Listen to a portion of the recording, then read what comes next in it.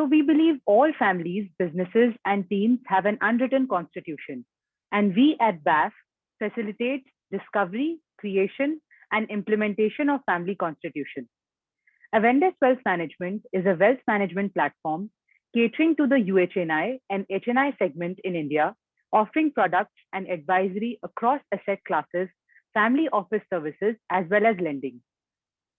Now I would like to introduce Ashwini Chopra, Partner BAF Consultants and Executive Director, Family Office Solutions at Avendes Wealth Management. So Ashwini has held the position of Senior Vice President at Bennett Coleman, Times Group, where he was the head of the family office. He has also worked with 200 plus families on the formation of trusts, wills, and estate planning. He was also the founder, MD, and CEO of Universal Trustees Private Limited. So with that, I will quickly share with you some instructions for smooth functioning of this webinar. Kindly make sure that your video and audio is off so that there is no disturbance or distractions during the workshop. The host, Sidhya, will unmute you when the speaker engages with you. If you want to ask any questions or answer our questions during the webinar, kindly click on the chat box on your screens and use them. Please name yourself and mention the full name if not done already. You can choose to remain anonymous, but in that case, kindly message your full name in the chat box privately to the host, Sidhya. Also, if you face any technical issues, please message privately to the host, Sidhya. Consider using earphones, headphones for better audio. If you experience persistent lag, then please try exiting and rejoining. And now I would like to invite and request Ashwini to start the much awaited webinar. Thank you, Simran. A very warm welcome to all of you for this webinar today. It's my pleasure to be here. Over the course of last 11 odd years, since I've been involved in this field, I've come across quite a few myths, and I thought it's quite apt for us to cover those myths and remove some of the cobwebs around the beliefs for this. With this,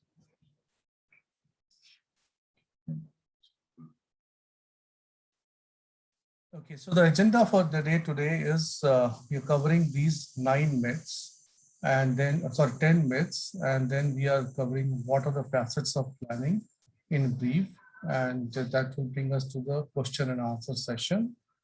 You can put your questions and answers, as Simran said, in the chat box, and we will take up at the end of the webinar. The agenda will be interspersed with some live questions, which is instant poll, and we would be very grateful if you could participate in that poll. It would help our research in the future. Okay, so here are the results. So almost 51% believe it is true and 49% believe it's false. So I'll cover this now. The first myth. So as quite a few of you believe, the nominee becomes the owner after the death of the nominator. There are different rules regarding that, but by far, most of them say the same thing.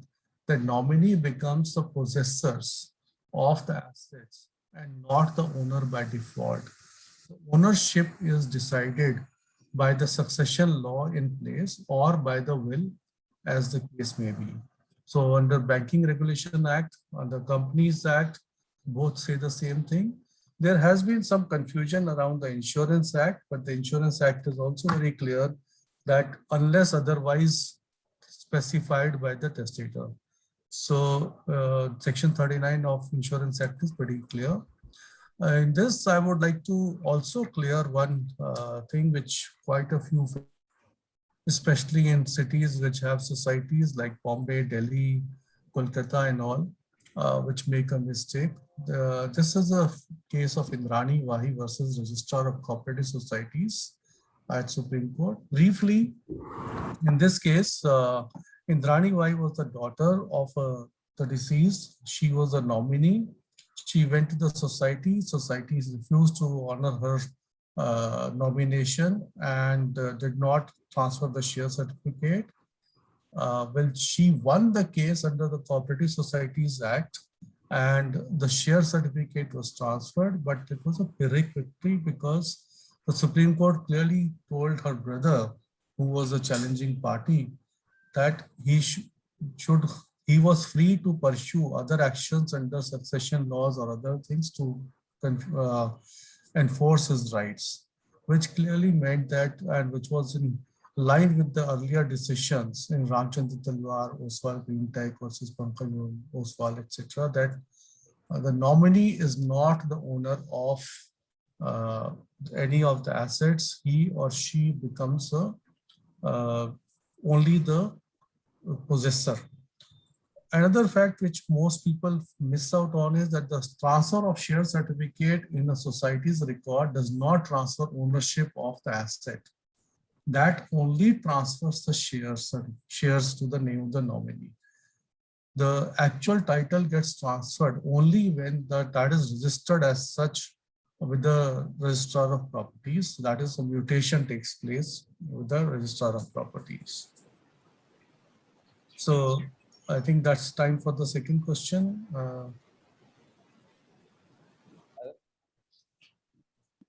There's one thing on chat, Ashwini, if you want to respond to that, and I'll just put up the polling question then. Okay, fine.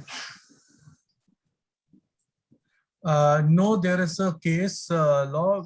In fact, there was a case law of Harsha Kokate versus Saraswat Bank, where a single judge bench of Roshan Dalvi in Bombay High Court held what you are saying, that in the DMAT account, the nominee becomes the owner, but that was held in per curiam, that is, it was held invalid by a two-judge bench of Gautam Patel and I forget the second judge of Bombay High Court, and Supreme Court has repeatedly held in multiple cases, 3 of which are given here, and the Indrani Vahi case being subsequent to the case of Roshan Dalvi's decision, that companies' shares, the nominee only becomes the possessor. The rights of the heirs, as under the Succession Act or the wills, override that of the nominee. Okay, so this case, company shares case, is still pending before the Supreme Court, but this is in line with multiple other cases as shown in Oswal Greentech. Okay. In PPF and PF, the PF and PPF nomination again makes I've gone through the acts. They also say the same thing what the Insurance Act says, in exactly the same lines, that if the nominees are class 1 heirs, which is mother, father, or wife or children, then they become the owners, subject to other rights being specified. So while the PPF and PF accounts say that, okay, then there are, so Simran, I think what would be ideal, or Sadhya, what would be ideal is that I take up these questions later, because then I'll Sure. be answering the questions Certainly. in one slide only. Okay. Certainly. We'll get them to you. Should I launch the poll? Yeah. The second thing which applies, but before that, what the bank asks for the share of percentage of nomination, which was the question which I read. Oh, okay, so that's a great thing. All of the above is great. So that eases my burden of explaining. Okay, so the question here was, why do banks ask for a percentage? Well, that's an operating condition of the banks. The banks are free to decide their own policies. It has nothing to do with the legal position. Okay.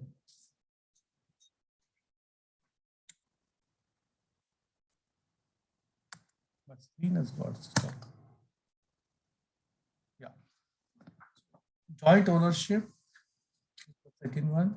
Quite a few people believe that post-death of an individual, the joint ownership, that is a joint owner, automatically becomes the co-owner of the assets. Okay, so now this is not the case. There are different rules for regarding that. Normally, if there are two types of joint tenancy, but before I get into that, a lot of people feel that either a survivor is a successor or heirship condition. Either a survivor is an operating condition of the bank. It has nothing to do with the succession of the assets held in the bank account or in the demat account or wherever. There are two types of joint tenancy. The joint tenancy is rights of survivorship and tenancy in common. For real estate, Transfer of Property Act is very clear, which says that unless otherwise specified, each person has unity of title and unity of possession. So joint tenancy or rights of survivorship means unity of title and unity of possession, which means if I and my wife are holding any the property together and I die, then my wife becomes the clear title holder of the property, unless I have otherwise specified. However, in tenancy in common, it is only unity of possession and not unity of title. What that means is that while you are possessing the property jointly, the title belongs individually to each. And unless otherwise specified, it is assumed to be 50-50. Okay. So if I die in holding a real estate, my share will be divided among my class 1 heirs or as per my will, as the case may be. My wife's share will be similarly transferred as per her will or as per the Succession Act. It is not that I will become complete owner of the property which is held jointly. And these are some important case laws in this: Purandatta versus Ramdatta, which is as far back as 1928. I think Harish Tandon versus Additional District Magistrate is of 1995, yeah, and the third is 1985. So these are case laws which you can read, but they essentially say the same thing. Succession law, you almost everybody said, or 70% has answered that succession law is different for different people, and yes, you're right. The succession law is dependent on community, region, manner, person and place of marriage, and so on. So the applicable provisions are Hindu Succession Act 1956, Sharia law, Indian Succession Act, and so on. One or two clear things. For example, if two Hindus have got married and they've got married in the Sapadi wedding, which is the 7 Feras wedding, then Hindu Succession Act will apply unless they specified otherwise. But in case they go and get married in the registrar's office first, then Hindu Succession Act does not apply. If they getting married under the special registrar's office means that they're getting married under the Special Marriages Act, which means that they are, to the extent of to their joint family property under Section 19 of Special Marriages Act, Hindu Succession Act would not apply, and only the Indian Succession Act would apply. Can I ask people to, Rameshji, can you be on mute, please? Indian Succession Act is, so Sharia law applies to Muslims. One again, other thing which might not be of too much interest, but Sharia law is different for Sunnis and Shias and is applied differently. So some of the communities in Shias do not follow succession law as regard specified under Sharia. Then there are specified territories like Goa, Daman, Diu, which follow Portuguese law. J&K has its own law. Sikkim has its own succession act. Pondicherry follows French law of succession. These are very different from the Hindu law or the English common law as specified under Indian Succession Act. A few interesting cases in this are Vinita Sharma versus Rakesh Sharma. And these will hold another case of Vati is when I discuss Vinita Sharma also. That's a very important case. I think, is it time for a third poll, or do I go to the next slide? Next slide, after myth 4. Yeah, okay. So another factor most people believe, and HUF was a great instrument till I would say that we started using it more for tax purposes than for succession purposes. Most people believe post death of a co-partner, HUF property remains in the HUF. That was the case in 2005, but it was changed in 2005. But at this point, I would like to take a pause and say that there are actually 4 types of Hindu laws which are recognized. There were multiple earlier, but now it's whittled down to 4. For the purposes of joint Hindu family property, most of us would fall under Mitakshar law, and therefore Hindu Succession Act would apply. For the eastern states, Bengal, Assam, parts of Bihar, Mitakshar law does not apply. It is Daya Bhag which applies. And there are minor differences. For example, in the Mitakshar law, the HUF comes into existence on the date of birth of the child. Or if the HUF already exists, then the child becomes a co-partner, means partner in the HUF property from the time of his birth. However, under Daya Bhag, the person does not become, a child does not become a member of HUF or a co-partner of HUF till the time father is alive. So under Daya Bhag, only after the demise of the father do the rights of children come into existence. And while under Mitakshar, the HUF is a creation of law, under Daya Bhag, it's a creation of contract between the next generation of the children. The other thing which you need to look at is that there are matriarchal laws which govern joint family properties. One applies to people falling under Marumaka and the other is under Aliya Santana. Over there, the head of the family is different. So under Marumaka it is the maternal uncle, and under Aliya Santana, it is a female who's the head of the family, and the HUF is formed out of the female line and not the male line. In this, one of the 2 most important case laws, one is CIT versus Sandhya Rani in 1996, where it was held that this was under Daya Bhag. As you can see, it was Patna High Court. It was under Daya Bhag, where it was held that under Daya Bhag, an HUF is a creation of contract, and that HUF can be constituted only out of females. There need not be a male to constitute an HUF. This was the position under even in 96 in Daya Bhag. The same factor applied in after 2005. It applies to Mitakshar HUF also. Prakash versus Fulvati in 2015 was a very landmark case, and it was followed by Vinita Sharma versus Rakesh Sharma, as mentioned in the previous slide. Over here, the question was whether HUF, when does HUF share continue? So as I mentioned, HUF property does not remain in the HUF after the demise of a partner.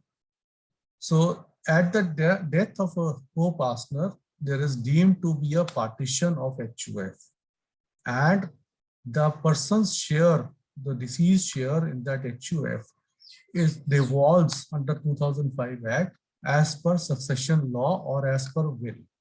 So if I have a 4-member HUF or 4 co-partners in the HUF, my share will be 1/4. On my death, my 1/4 share will pass on through my will, or if it is not provided in the will, through the succession law. So Prakash versus Fulvati and Rakesh Sharma versus Vinita Sharma would both covered this. If I had 2005 Act came into being in 2005, if there was a HUF whose co-partner had died in 2004, but the HUF has not been partitioned, it had continued, then what are the rights of daughters in that HUF? Because 2005 Act gave equal rights to daughters to that of a son. So in both these cases, it was held that the daughter's rights will fructify immediately after the 2005 Act, notwithstanding that the father may have died prior to 2005, provided the HUF had not been actually partitioned. If the HUF had continued and father's share had not been paid out, then the HUF would continue in its existence, and daughter could claim a share out of that share of property. And not only that, she could claim a co-partnering right of her own volition. Sorry, Sanja, I think that's on time for a poll after before you said Yes, yeah. answers. Wow, that confirms my suspicion. I was going to start this next slide by saying that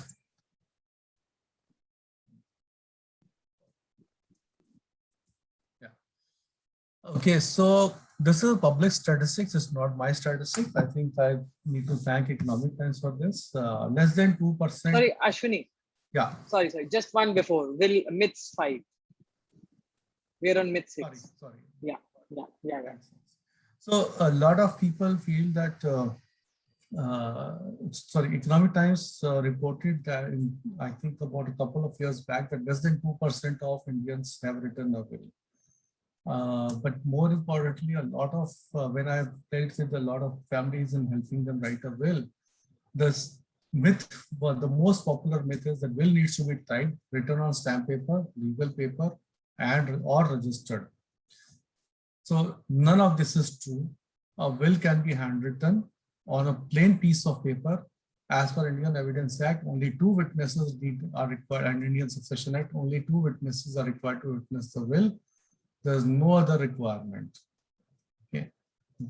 So in fact, you would be surprised to know that for certain classes of persons, an oral will is also recognized under Indian Succession Act. So these people, this is basically soldiers, policemen, the paramilitary forces who are on active duty. They can dictate an oral will provided there are 2 witnesses which are present to witness the will. So the idea is that you should have a will, and why I encourage everybody to have a will is that this is an instrument which gives a direction to your next generation on your thinking and how you wanted to distribute your assets. And more often than not, most of the next generation will honor the wishes expressed, which means that they are not left on their own to discuss or on how to divvy up the assets. Because once they have to decide on their own, it will only lead to more conflicts. So will should be looked at as a very good instrument to avoid conflicts. Another myth which operates is that a will has to have a certain format and needs to be registered. An unregistered will is as good as a registered will. There are Bombay High Court case where it was held that an unregistered will which is drafted later will overrule a registered will. Okay, and Section 18 of Indian Registration Act says that registration of will is an optional item. The other myth which pertains into this is that a will has to take a certain form. The Supreme Court in Mathai Samuel and other sources, Epan by legal representatives, held in this case that any instrument by whatever name called, whether it is a part of the instrument or pertains to the full instrument, where any disposition is taking place after the death of a person, that particular portion is a will. So in this case, there was a family settlement. 5 parts out of the family settlement were to take effect during the life of Epan. 1 part was to take effect after the life of Epan, and Supreme Court held that 1 part would be treated as a will of Epan. Okay. Then this I have personally experienced because of I had a death in my family recently, and I personally experienced the kind of myths prevailing in the post-death procedures. Almost everybody, including the lawyers who were advising us in Delhi for transfer of property, were not very clear on what are the post-death procedures. They are really very, very simple and well defined. Okay. Another fact which is mentioned over here is that people feel that a will has no importance because anybody can challenge a will. Well, not anybody can challenge a will. Only persons who have an interest can challenge the will. It is not open to anybody who cannot prove a right in the will. So in the presence of a class on heir, for example, for a Hindu male under Pitakshar, the class on heir is mother, children and wife. Only they have a right to challenge the will. Class 2 heir, a father is a class 2 heir for Hindu male, can't challenge a will in the existence of class 1 heirs. So it's very clear on who can challenge the will. And the procedures are very well defined. A will for certain areas, which is the jurisdictions of Bombay High Court, Chennai High Court and Calcutta High Court, the will needs to be probated. For others, for Hindus, Sikhs, Jains and Muslims who are living in this, sorry, not Muslims, Buddhists who are living in this, the will needs to be probated. For Muslims, Christians, Parsis, Jews, the will need not be probated. It is optional if they're living in this. However, with the proviso that in case any of the people who hold real estate in the these 3 jurisdictions, then the probate is mandatory. Probate is a very simple thing. It takes about 3 months to 1 year, depending on the jurisdictions. But it is a process to establish the will and grant powers to the executor to execute the will. Okay. If a will is not there, or in case the executor is not ready to execute the will for whatever reason, then any of the legal heirs can actually seek a letter of administration to be from the district court. A lot of people, what they do is they try to avoid these and go only to the third one, which is succession certificate. So succession certificate under Section 370 of Indian Succession Act applies to only realizing debts and securities. So any transfer of real estate cannot happen under succession certificate. But people do take shortcuts and say, okay, we will do a family settlement after the words and go and do mutation separately and seek a succession certificate separately. There are Supreme Court cases which are mentioned on the right side, Musamma and others, where it was held that unless succession or unless a proper probate or administration was obtained from the proper court, the registration of the property did not transfer a clear title to the next heirs. So this is something which you need to keep in mind. You have to be very clear on what are the post-death procedures you need to follow. There are no shortcuts in this post-death procedures, and this should not be carried out. Okay. There's no poll here, right? No, after myth 9 now. Yeah, okay. So in myth 7, we have a covering trust. A lot of people quite often have said that trust bind me, trust will take away my control, and more frequently that we will leave beneficiaries at the mercy of trustees. Interesting variation of this was, I do not want to control my children from beyond my grave. So all of these sentiments are well appreciated, but the Trust Act is a very, very flexible act. In most of the cases, except few sections, the Trust Act provides that the trust deed can override what is written in the Trust Act. And trust deed is under your hand. So you can keep as much control as a settlor as you want, or as a trustee as you want in the trustee, or you can keep as little control. it all depends on the objectives of the trust.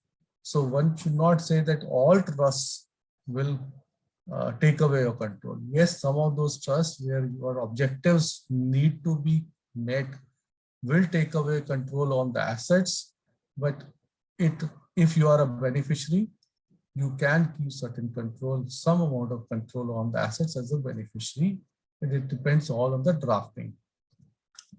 More important, and if you are still unclear, then you can always go in for a revocable trust, test out waters. In case you are happy with the operation of the trust, you can turn the revocable trust into an irrevocable trust. Okay, and in a revocable trust, you can keep all the powers as the settlor of the trust. You can keep all the powers which you need to do. A settlor is the person who settles the trust, who is contracting with the trustees to settle the trust.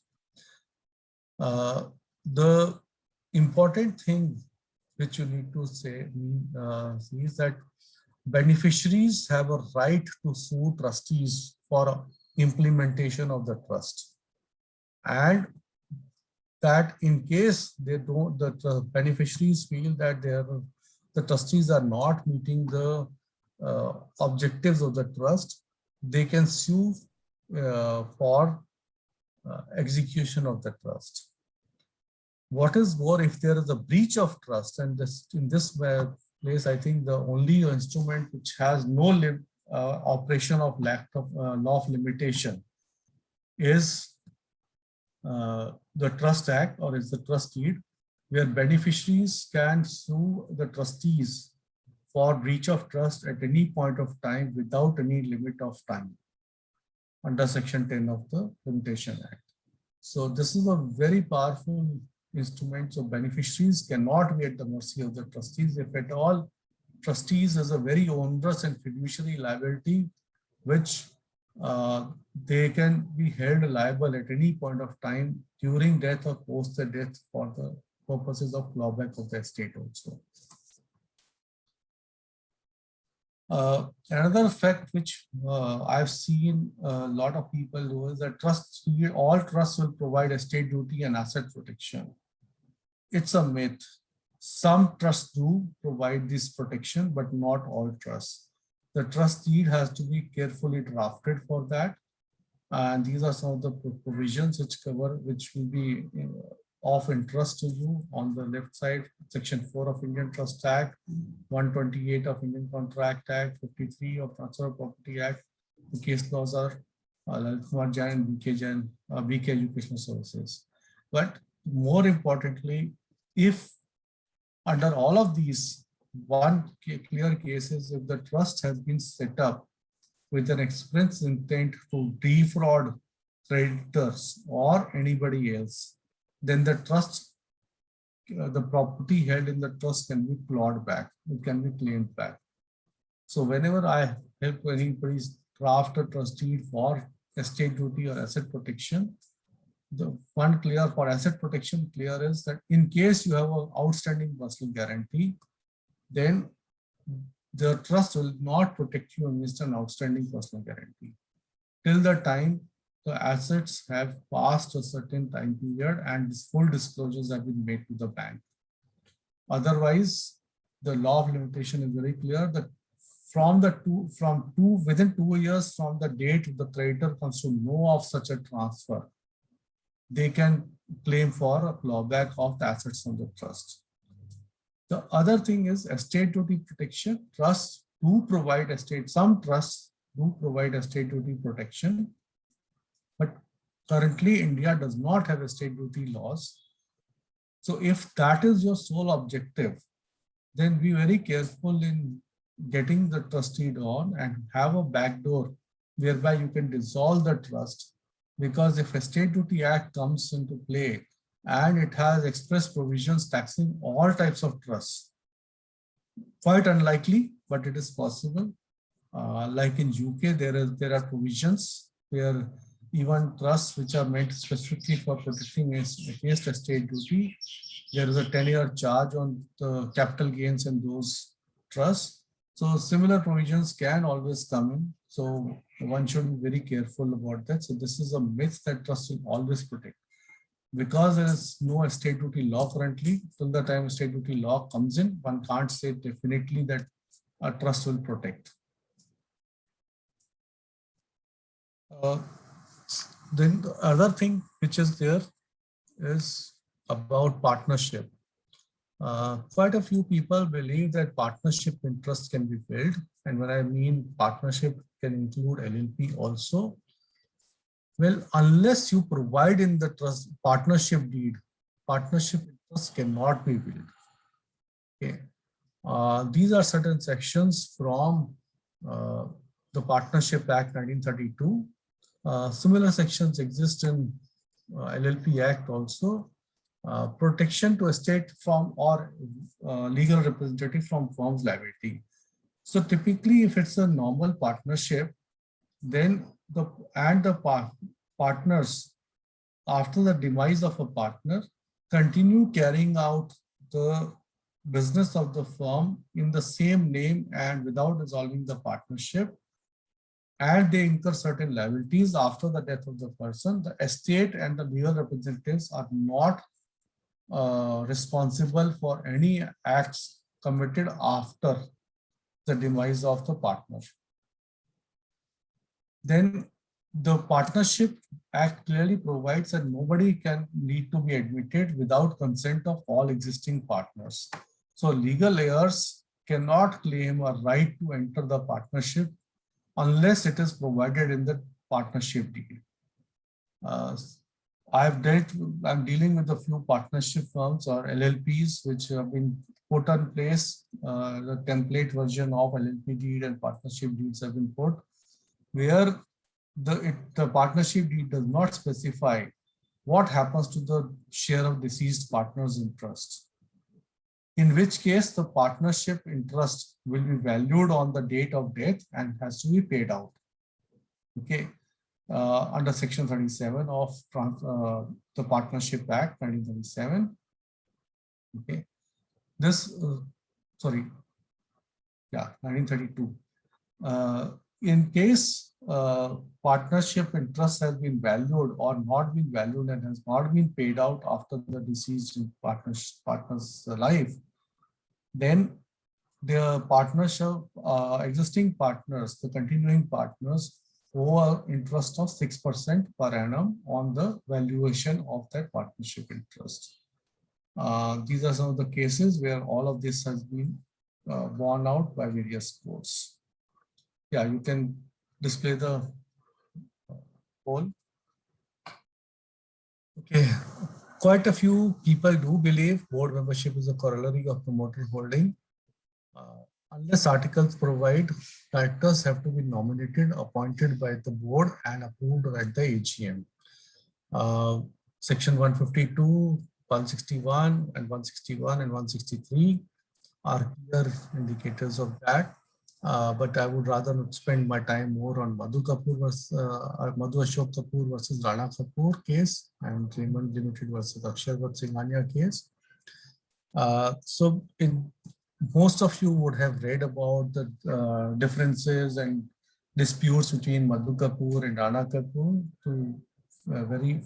For some of those who are not or who are not aware, Madhu Kapoor is the wife of Ashok Kapoor. Ashok Kapoor died in 2010 Bombay attacks, terrorist attacks, and Rana Kapoor's wife and Madhu Kapoor are both real sisters.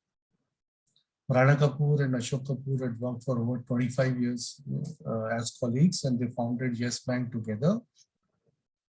Under the articles, it was provided of the Yes Bank articles that till the time a certain percentage of shareholding was held by the promoter families, okay, which meant Ashok Kapoor family and Rana Kapoor family, then each of them had a right to appoint certain number of directors on the board of Yes Bank and also to nominate, vote on the appointment of independent directors. A similar right existed with Rabobank, which was the initial joint venture partner, but when they sold their shares, that right ceased to exist. On the demise of Ashok Kapoor, Madhu Kapoor wanted to nominate Shagun, her daughter, to the board. Rana Kapoor denied that, and board denied that. She took them to court, and because the articles clearly specified that, she was able to enforce that right. Now, if the articles had not specified that, then her right could have been denied, and she could have, Shagun would never have come on the board. Shagun is today on the board of the bank. Different case, but equally interesting is Vijaypad Singhania was executive chairman. As executive chairman, he had the facility of staying in a company house, which is JK House, owned by Raymond Limited. When he ceased to be an executive chairman, executive, the board denied him the right to stay in that house. The case is sub judice, and anybody knows where it will go. But the question here is, in the absence of any agreement to the contrary, people who are housing their properties, real estate, which are more family properties into operating companies, they need to plan their way of holding carefully, and we look at the holding carefully about what happens to the post-retirement rights. Okay, so this brings me to facets of planning. Quite a few times I've heard estate planning and succession planning actually used as interchangeable terms. Both are not interchangeable. Estate planning refers to the legal actions you need to take to transfer the ownership of properties to the heirs. It may be done through wills, trusts, etc. An offshoot of this is inheritance planning. Estate planning refers to, let's say, I'm the person who is to transfer the property. So when I do the planning to transfer my property to the next generation, it is estate planning. But when my next generation, my son or daughter or anybody else, or wife, mother, want to plan how they will receive those assets, that is called inheritance planning. Succession planning is primarily of interest to business families. It deals with transfer of managerial responsibilities, the operating powers, how will the board decision takes place, what will the family governance mechanism, who will decide on family employment, remuneration, etc. All of these come under succession planning. Of late, SEBI has also started talking about succession planning, but with respect to the key managerial persons who are involved in the management of the company, because that's a huge risk for shareholders if the KMP succession is not proper and properly decided. So this is when families are managing the business, this becomes of greater importance compared to professionals management. The state and succession planning instruments are like this. So family constitution is the primarily succession planning instrument, which covers everything, including family governance, business governance, etc. The ownership, the documents which cover that are wills, trusts, and shareholder agreements. These are the documents which plan for estate on how it will pass on, how the shareholder vote happens, voting happen, etc. When you want to pass on purely the business, then the business charters, vision documents assume importance. Last but not the least, and I think bang on time, plan well, plan ahead, and take proper advice when you are planning. It is very essential that you do all the work carefully. And if you can involve your next generation in your plans, that would be the best thing to do. With that, I come to an end. Open, and the most important slide of all, the disclaimer slide. I hope you can read it in short time. I'm not going to be able to read this. Thanks so much, and I'm open for questions. I'll stop the sharing of them.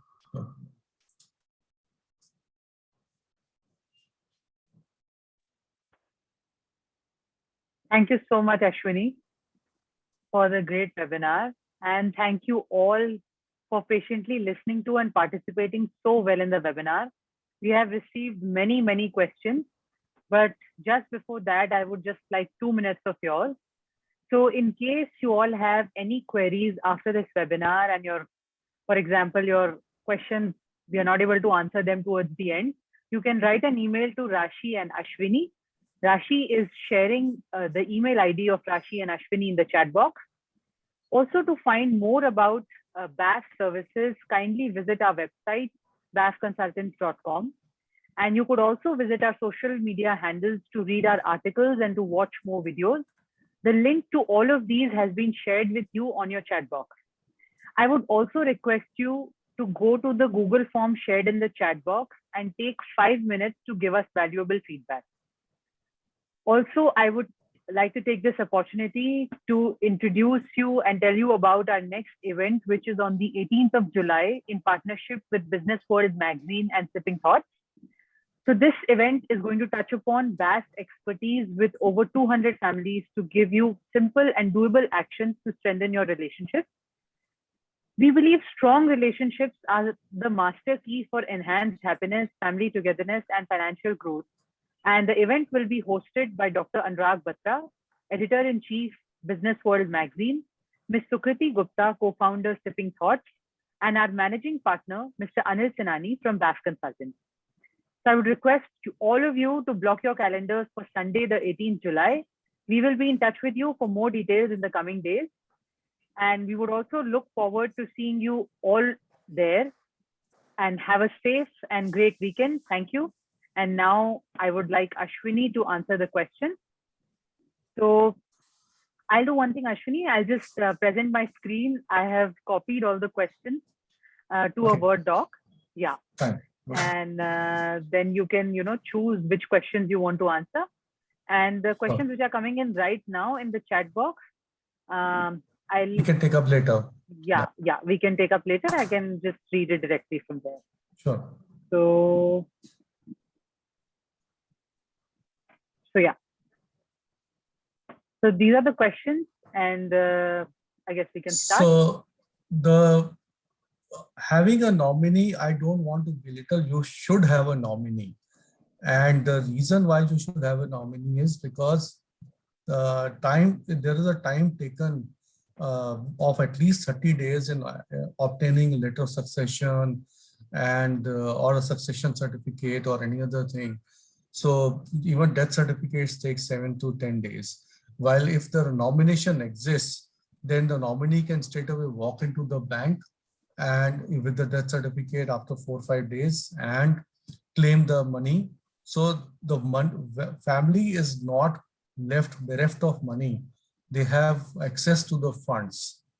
As long as you're clear that the nominee is not the owner and he should keep accounts of what he has spent and where he has spent. So nominee is important facility to have so that the money is not stuck in banks and banks have to, making you give run around or anybody else. Rohit, I've already answered the second question, which is Rohit's question about why do banks ask for percentage? Well, that is their operating condition. It is not irrelevant for the bank. The bank can release any number of shares to them as you have defined, but that should not be confused with having total absolute ownership.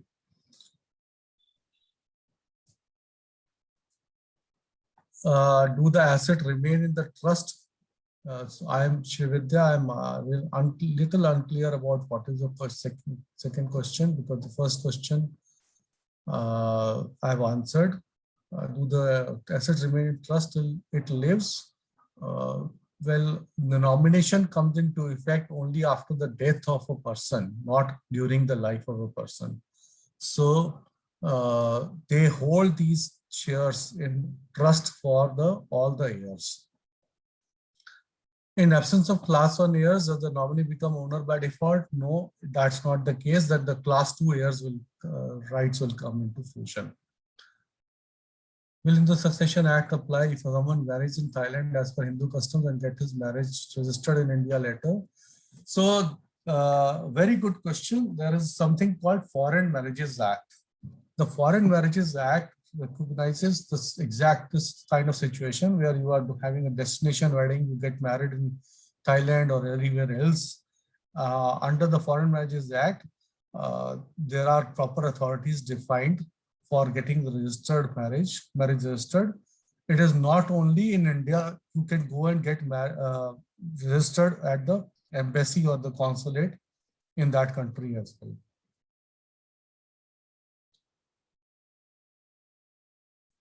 So, Gayatri, the role of women's rights in HUF and her children, to my mind, the first portion, women's rights in HUF, the words used are the daughter has equal rights to that of a son in HUF. So I think that's a pretty clear statement. There is no difference in women's rights in father's HUF. Now, the other part of the question is what happens to your rights in your husband's HUF? So if in your husband's HUF, you are a member and not a co-partner. So you have a right of maintenance, but not a right of partition. So that is the legal situation. About the children, my guess is because of the way wordings are written, the daughter has equal rights to that of her son, that her children will also have the same right as that of the son's children. But there is no case law as of now, to my knowledge, on that portion. Are partial partitions of HUF legal? Well, there is something which is, so there are three things over here. So now if you are partial partitions of HUF, now under the tax law, partial partitions are taxable, while complete partitions are not. But under Hindu law, partial partitions have equal recognition as full partitions. Okay. What in case of HUF, where HUF is formed without kids, only husband and wife in HUF, is this a valid HUF? Well, HUF has to have two co-partners. A wife is not a co-partner. She's a member. So while there is a community of assets between a Hindu male and female, it does not form an HUF till the time there is a child.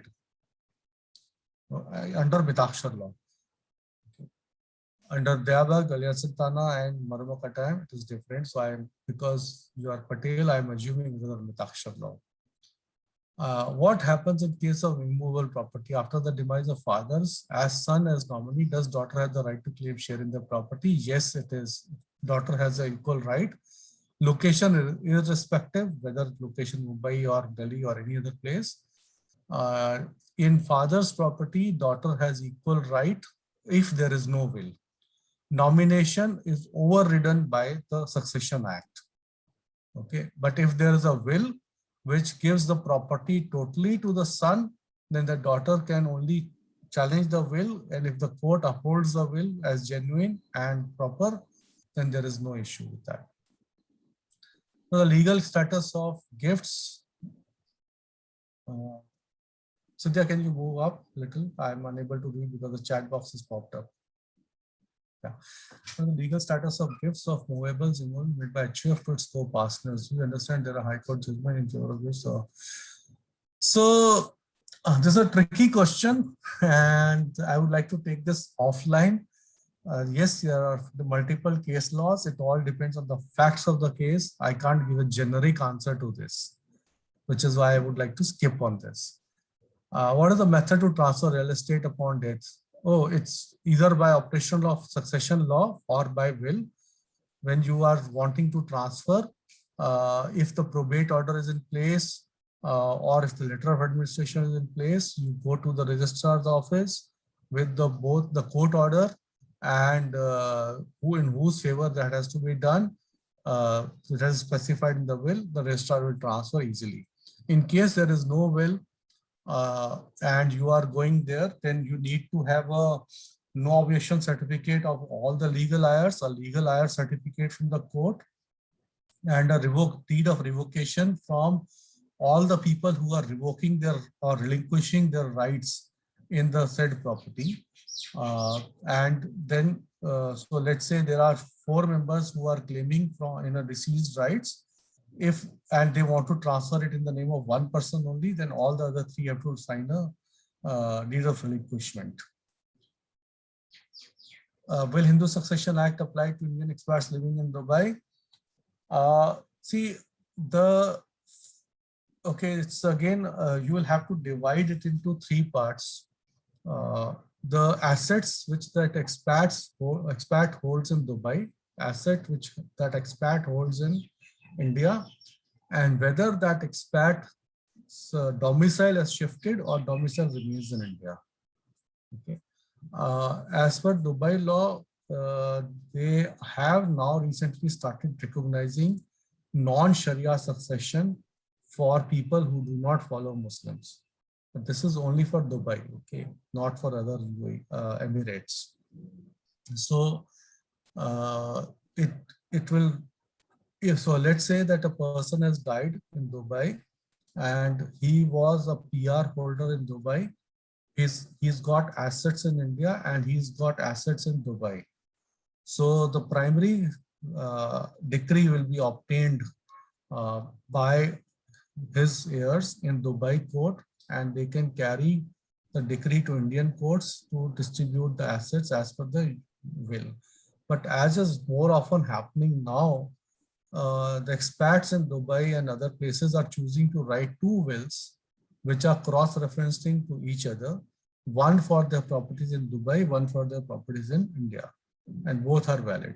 I hope that answers the questions. So the next question is difference in rights between members and co-partners of HUF. Co-partners have a right to partition and they have a share in the co-partnering or the HUF assets. Members have a preemptive right of maintenance. So let me give an example. In my case, for example, I have a family of 4, my wife, my 2 kids, and myself. If we have an HUF, my 2 children are the co-partners along with me. My wife has a right of maintenance. If I die, my share will be divided, which is 1/3 share will be divided among my 3 class 1 heirs, which is my wife and my 2 kids. But before the partition happens, my wife is not a member. She can claim that I should be given a certain right of maintenance before this partition should happen. So she has a preemptive right of maintenance in that in my HUF. So if you want more details about this, I'll be happy to share it offline. Can the witness be family members? What is the relevance of witness of the will? Do we need to have doctors? Okay, witness can be family members, but in case they are benefiting from the will, it is advisable not to have them as witnesses. Executor can be a witness. There's no issue with that. If family members are witnessing, they're benefiting, the other family members might challenge that witnessing. Okay, so, or would challenge that witnessing. Do we need to have doctors? Not necessarily, only in cases where the person is ailing and has limited use of his faculties or at limited points of time, does a doctor need to certify? Or if you are doing, you're going through a situation where one portion of family is being disinherited or one member of the family is not being given any asset, then there is a right. Then it's advisable to have a doctor as a witness. Can a registered will be challenged based on the timing of the will? Well, the thing is, anything can be challenged. So it is your right to challenge. We are following English common law, which is an adversarial law. So, which means anybody can challenge the will. Whether the challenge is upheld or not is a different matter. Okay, and if just before death a will is being written, having a doctor in presence is mandatory. For will written after the age of 60 years, is doctor certificate of fitness important? Yes, it is. Can distribution in ancestral property be included in a will at various proportions? So ancestral property, you have a right to a certain predefined share, which fructifies at the time of your death. You can write a will only for the portion of your share, not for the full ancestral property. How unregistered will be proved that it is the last will? Well, the same way it will be proved by for a registered will. The only difference in unregistered and registered is in the registered will, the one person from registrar's office comes and gives a witness. In an unregistered will, there are two other witnesses who comes, but the same provenance is required, which is in the district court or in the high court, as the case may be. No, anybody, Raghupati ji, everybody should have a will. There is no specific general amount required. It's a simplest instrument. I've had a half a page will written for an individual which says, I so and so, son of so and so, living in so and so place, Indian by birth and citizenship. I am desirous, possessed of various properties which are my self-acquired properties, and I give all of them to my wife absolutely and unequivocally. That's a valid will, as long as it is signed and it is executed properly under two witnesses. Okay. Okay, Purna Prasad, whether an Indian Muslim holding US citizen will whether need to be probated. So US does not follow. So US has uniform civil law depending on the state which you are living in, and the US court will have to first give the decree, and basis that decree will be carried forward to Indian courts and a probate needs to be obtained. So under US law, probate is mandatory. So if you are not only an Indian Muslim living in US, but if you are holding US citizenship but living in India, the default jurisdiction of the probate court will be US, not India. That is the US law. And US and India both are not parties to Hague Convention regarding succession. Can the trust deed be altered by the beneficiaries, trustees post demise of settlor? Except for altering the beneficiary rights in the trust deed. The trust deed can be altered by the beneficiaries and the trustees, but under the direction of the court, not otherwise. Can a settlor be one of the beneficiaries as well? Yes, he can be, as long as that person is not also playing the role of the primary beneficiary and the trustee. So if you are a settlor, you are the sole trustee and you are the primary beneficiary, then the trust can be held to be a sham trust and not an there was no intention to create a trust. So you have to be careful when you are naming settlor as a trustee, as a beneficiary. You have to be careful on how, under what circumstances you are naming. Is there any news regarding introducing tax inheritance? No, I don't know. Inheritance tax, I have no clue about that. On death of a partner, the firm is dissolved. Can a provision be made in partnership deed that the post death of a partner? Yes, it can be made in the partnership deed that the partnership will survive and will continue, and the heirs of the partner or the nominees of the partner will be admitted to the partnership firm. How is partnership interest transferred? Well, as I showed in section 37 provides for that. The partnership interest is valued at death and the value has to be paid out to the estate of the deceased and divided up as per the will or succession law. If you're not mentioned, so the dispute will not arise most of the time in my sense because you have given a general clause for mutual fund. Because it's an easily divisible asset. The disputes will arise in case, most often in case of either real estate, which is not easily divisible, or in case of jewelry, which somebody may like a certain piece of jewelry, somebody else may like another piece of jewelry, or the same piece, and those are things which have to create more disputes than financial assets. In case of registered will, does any change in future required in the registration? So there are two ways to do this. It's a pretty good question. So one, you can completely rewrite your will and you do not need to register it. The moment the law provides that as soon as you write a new will and you have to provide in that new will that you are revoking all earlier wills, So the earlier will is revoked, whether registered or unregistered doesn't matter. The registration of will is an optional item and not a compulsory item. Second question thing is, part of the question is, you can choose to amend the will partially, in which case you do not need to write the will all over again.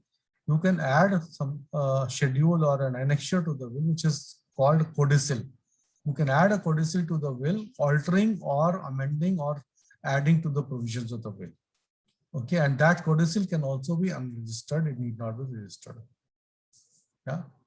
So with that, we go to the live questions. You have how are we doing on time?